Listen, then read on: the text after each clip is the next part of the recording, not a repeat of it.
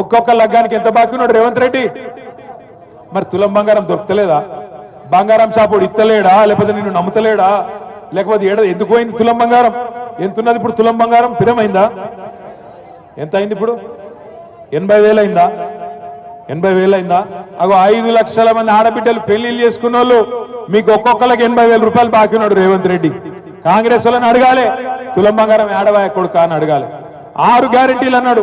ఇగో చిన్నమ్మ చెప్తాంది, సిలిండర్ ఫ్రీగా వస్తుందా మీకు? 500కు ఇస్తాను కదా, వస్తుందా? వస్తుందా?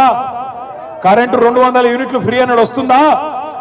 అక్క చెల్లె కట్టకుర్రి సోనియమ్మ కడుతుంది, సోనియమ్మ కడుతుంది అన్నాడు, కడుతుందా సోనియమ్మ? సోనియమ్మ ఆడవాయనో ఇందిరమ్మ ఆడవాయనో మనకు రేవంత్ రెడ్డి తలుపుకున్నాడు. పచ్చి మోసగాడు, పచ్చి అబద్ధాల కోరు. నిజంగా ఇవాళ రాష్ట్రం లెవెల్ మీదన్నా 420 చీటింగ్ కేసు పెట్టాలంటే మా ఆడబిడ్డలను కోరుతున్నా నేను.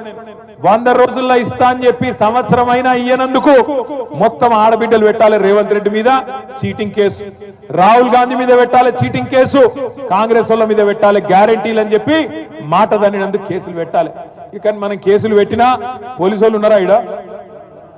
ఇక పోలీసు వాళ్ళకి దరఖాస్తు ఇచ్చినా వాళ్ళు తీసుకోరు పాపం. వాళ్ళు ఏం చేస్తారు? రేవంత్ రెడ్డి మళ్ళీ ట్రాన్స్ఫర్ చేస్తాడో ఉల్టా ఏమన్నా చేస్తాడో అని వాళ్ళ భయం. కాబట్టి మీరు కేసు పెట్టినా వాళ్ళు తీసుకోరు. అందుకే మనం ఒక్కడే పని చేయాలి. ఏం చేయాలి? ఓట్లప్పుడే సురుకు పెట్టాలి.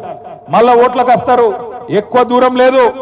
చేవెళ్లలో తొందరలోనే ఎమ్మెల్యే ఎన్నిక కూడా మళ్ళా కాబోతున్నది, ఉప ఎన్నిక కాబోతున్నది. మీరు గెలిపించిన ఎమ్మెల్యే మీరు కేసీఆర్కే ఓటేసిర్రు, ఓటేసి గెలిపించిర్రు. కానీ ఆ ఎమ్మెల్యే ఏందో కానీ రేవంత్ రెడ్డి సంకలది వచ్చిండు. ఇప్పుడు పోయి రేవంత్ రెడ్డి గారు సంకలది వచ్చిండు. ఎందుకు పోయినవాయా అంటే అభివృద్ధి కోసం పోయినట్టు. ఎవరు అభివృద్ధి కోసం పోయినావు నువ్వు? ఏం అభివృద్ధి చేసినావు ఈ సంవత్సరంలో? రైతు బంధు ఇచ్చినవా? లేకపోతే ఆడబిడ్డలకు నెలకు 2,500 ఇచ్చినవా? తులం బంగారం ఇచ్చినవా? చదువుకునే పొలగాళ్ళకు స్కూటీలు ఇచ్చినవా? నువ్వు ఇచ్చిన మాట ఒక్కటని నిలబెట్టుకున్నావా? ఏం అభివృద్ధి అయింది ఈ సంవత్సరంలో? ఉన్నది వీకింది. కాబట్టి నేను అంటున్నా, రేపు ఎలక్షన్ వస్తుంది. ఎలక్షన్ వచ్చినప్పుడు చేవెళ్ళ మాత్రమే కాదు, రాష్ట్రంలో 10 మంది ఎమ్మెల్యేలు ఎవరైతే పార్టీ మారినరో 2025 సంవత్సరంలోనే ఆ ఎలక్షన్ కూడా వస్తుంది. మీ చేవెళ్ళ ఉప ఎన్నిక కూడా వస్తుంది.